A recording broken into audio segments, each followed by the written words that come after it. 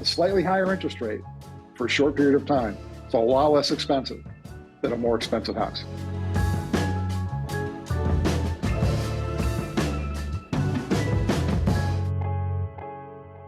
Hello and welcome back to Change and the Market. I'm your host, Brian Schilligo. I'm joined once again, and as always, by my other host of this esteemed show, Chris Masiello. Chris, how are you doing? It's 2023.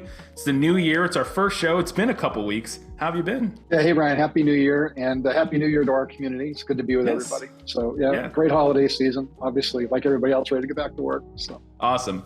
So if you're watching or listening for the first time, the way this works, every week I'm going to ask Chris 3 questions, and he's going to kind of give us a feel for the real estate market, how things are changing, and how we should deal with that change. So we're just going to get right into those 3 questions, Chris. I'm going to start with the first one that I always do, a little bit different. Normally it's how has the market changed over the last week?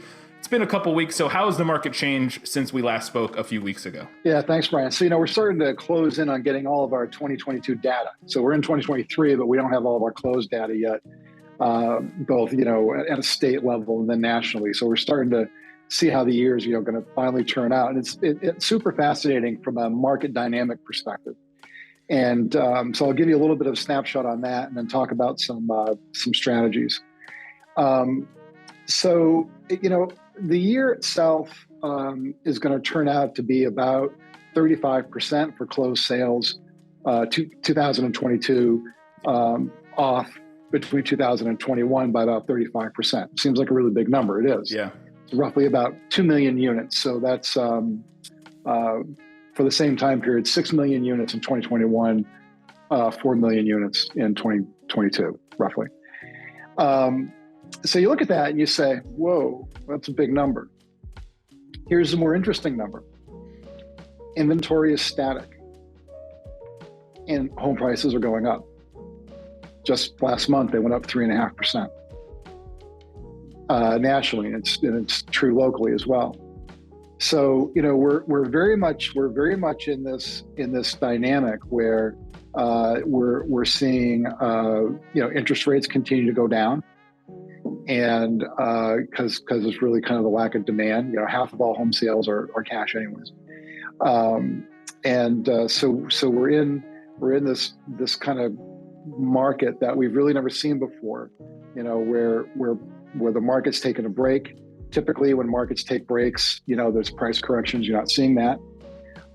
As a matter of fact, it's still maintaining itself as a buyer's market. So speaking of buyers, taking that information and kind of how you see the market kind of unfolding, how should we use that information, both as people in the industry, but if you are a buyer, if you're looking to make a purchase on a home, what should we be thinking about kind of going forward? Yeah, so I think if I'm a buyer, here's my strategy for this year. Get in the market. Do not try to time the bottom of the market. Markets are very finicky. And this, you just saw it, right? Unit sales are off 35%, but prices went up 3.5%. That's very much at odds with each other. So don't try to time the bottom of the market. A slightly higher interest rate for a shorter period of time is a lot less expensive than a higher sales price down the road. Yeah. And that's really what you're bargaining with right now. You're bargaining with, when do I wait? Because as soon as rates drop, as soon as they get into the mid-5s, okay, the market's going to light itself up again. And if you're not in now, when there's a little bit of selection, you could find yourself locked out again because inventory really hasn't expanded yet. And one of the other things I think is more interesting now too is that a lot of lenders, including the lender that we're partnered with, and CMG Mortgage, which we've been partnered with for years, and they do a great job.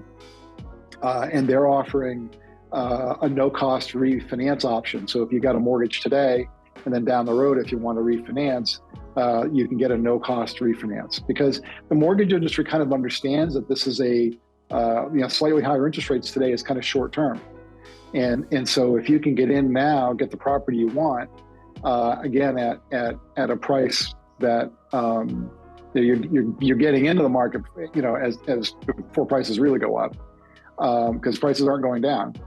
and then you get a free, no cost refinance option down the road, that's kind of the best of both worlds. It's a lot cheaper, a slightly higher interest rate for a short period of time. It's a lot less expensive than a more expensive house. Yeah, I mean, that makes a lot of sense to me. I've never purchased a house. I'm still renting, but that makes perfect sense to me. Maybe it's a time to get into it.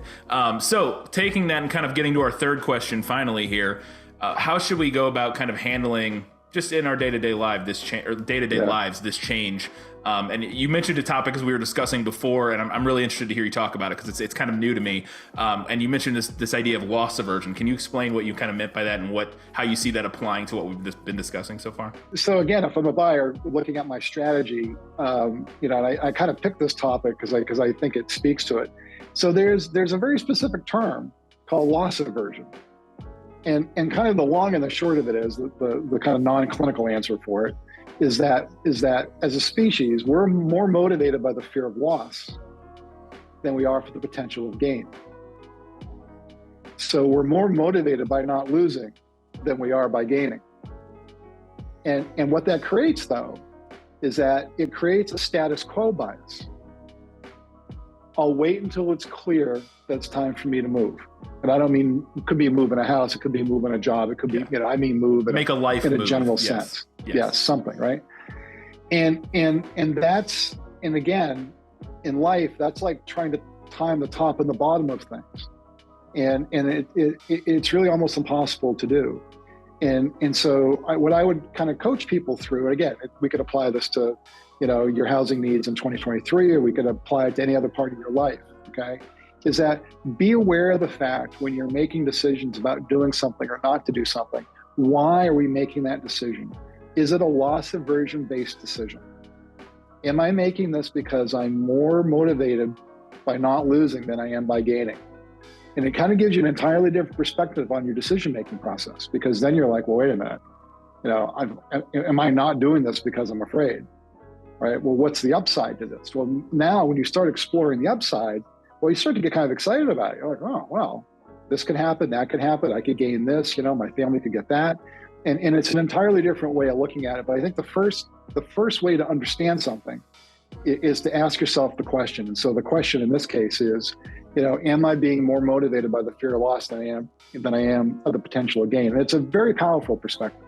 Yeah, no, I think that makes a lot of sense. I think I've never really thought about that framework. I think my brain kind of operates that way naturally, but I've never really thought about it through the framework of like loss aversion, this concept that you've brought up today. But I think that's really interesting. I think it's like a very kind of like intuitive way to kind of go about thinking about decisions you're making in life. Yeah, well, we're all wired that way until we're not. And you have to get, and the way to not be wired that way is to be aware of it. And once you're aware, be conscious of it, yes. Yeah, once it's in your consciousness, But what's interesting about it is that it's a thing, right? If you go to Wikipedia, like loss aversion, it's a thing. Yeah. So it's identified as an actual behavioral tendency that, frankly, that most of us have until we don't. And really, if we want to change things, then we have to change our perspective and, like you said, consciousness around things. Awesome. Fantastic. Well, that's going to do it for this week's episode of Change and the Market. If you found this information helpful, make sure you follow us, like us, subscribe wherever you're listening, wherever you're watching, so you can keep enjoying us on whatever platform you're enjoying us on. And we'll see you back next week for another new episode of Change and the Market. Thanks, Chris. Bye, folks. Good to be with you.